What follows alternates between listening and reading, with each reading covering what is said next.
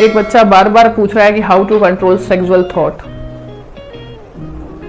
पहली बात तो सबसे पहली चीज है मोबाइल से दूरी बना के रखो, ठीक है। दूसरी चीज है कि जो लोग वेले होते हैं ना, वेले कहने का मतलब जिनके पास कोई काम धंधा नहीं होता है, ठीक है, उनके दिमाग में थॉट ज्यादा आते हैं, क्योंकि जब आप अपना काम करोगे, जब आप अपने काम में बिजी रहोगे, आपको इतना समय नहीं मिलेगा इन चीजों के बारे में सोचने का।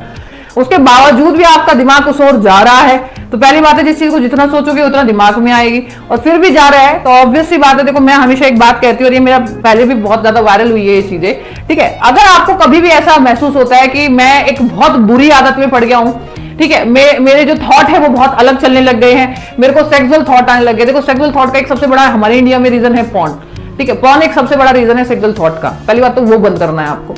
दूसरी बात यह है कि अगर आप ज्यादा खाली रहोगे तो आपकी चीजें दिमाग में आएगी, तो अपने आप को बिजी करने की कोशिश करो, नंबर 2। और नंबर 3, लेट नाइट जागना बंद करो।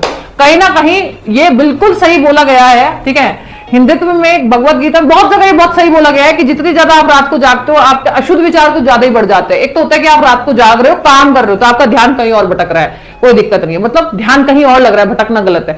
लेकिन आप बिल्कुल वेले पड़े हुए हो तो आपको तो फिर गलत ही विचार आएंगे, आप कुछ कुछ सोचोगे, कुछ अलग सोचोगे, कुछ बुरा भी सोचोगे किसी के लिए।